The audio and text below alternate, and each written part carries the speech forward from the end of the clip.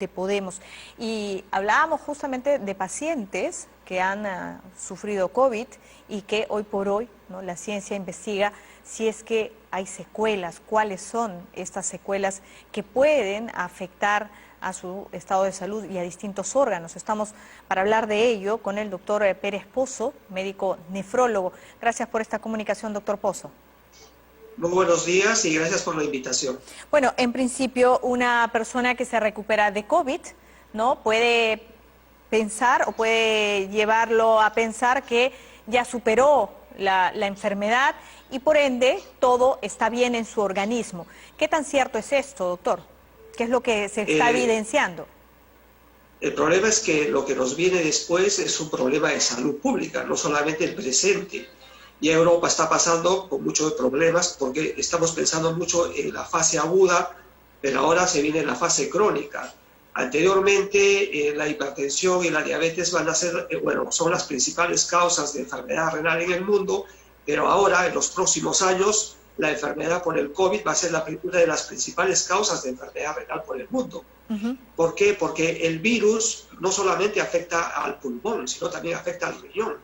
Y el problema es una situación crítica que las autoridades tienen que planificar cómo se va a proteger la salud renal de la población.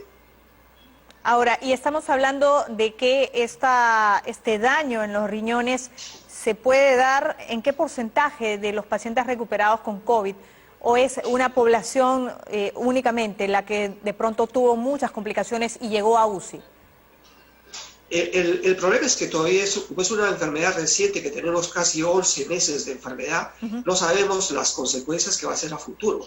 Solamente para decirle que, mire, cuando empezó la enfermedad de riñón en China, había pocos casos de pacientes hospitalizados que entraban a la UCI y hacían diálisis.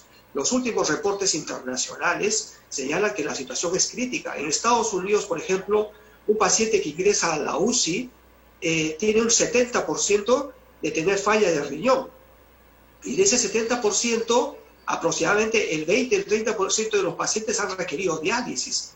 Y en nuestro país lo que hemos tenido actualmente es que se han implementado las unidades de diálisis, pero no tenemos nefrólogos, no tenemos máquinas de diálisis para brindar un buen servicio. Por eso le digo que la salud pública tiene que plantearse estrategias para la época post-COVID.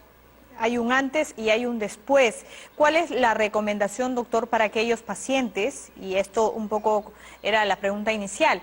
Aquellos pacientes que han superado la enfermedad y que pueden, digamos, hacer este tipo de complicaciones. ¿Qué es lo que usted les recomendaría? Mire, como anteriormente les señalé, los pacientes diabéticos e hipertensos son el grupo de riesgo. Ahora los pacientes COVID son grupo de riesgo. Entonces, lo que tienen que hacer es ir continuamente al nefrólogo o al médico internista para que evalúe si hay presencia de proteínas en la orina, si hay presencia de sangre en la orina, o si aumenta la hipertensión, o comienza a aparecer orinas espumosas, o comienza a hincharse los pies. Entonces, en este caso, aquí lo importante es hacer una estrategia, que se formen los grupos, porque ahora se están haciendo todas las estrategias, empezando por el problema de rehabilitación pulmonar, pero también tenemos que enfocarnos en el principal problema, desde el punto de vista del nefrólogo, es la evaluación de la función renal. El gran inconveniente que tenemos en nuestro país es que no tenemos el suficiente número de nefrólogos, y aparte de eso, muchas UCI se han montado a nivel de todo el Perú, se han adquirido máquinas de ventilación mecánica, pero no se ha fomentado de adquirir equipos para diálisis, porque una unidad de diálisis no puede funcionar si no tiene un equipo de diálisis. Claro, es la etapa post-COVID, ¿no? De pronto no teníamos las suficientes camas, se han implementado para atender la emergencia, pero es bueno pensar también en aquellos pacientes que se van recuperando y que van a presentar en muchos casos, todavía usted lo mencionaba, esto está en estudio, secuelas, y no solamente a nivel pulmonar, usted nos mencionaba a nivel también renal. Hay quienes señalan también que un estudio post-COVID de todo, ¿no?, el cerebro también es importante. Así es, por eso acá es importante que el Estado forme grupos que apoyen la investigación, y aparte de eso que forme grupos de trabajo, porque el virus afecta al riñón en forma directa, que sí que se ha encontrado virus dentro del riñón, porque así como el pulmón tiene receptores para el COVID, el riñón también tiene receptores para el COVID.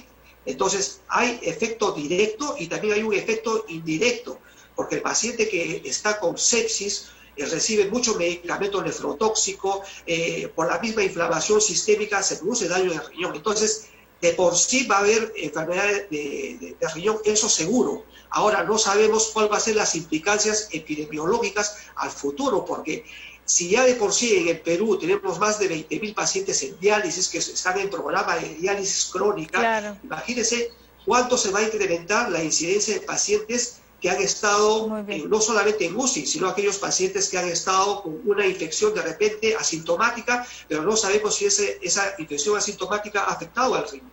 Claro que sí. Es importante lo que usted menciona, doctor. Gracias por este aporte.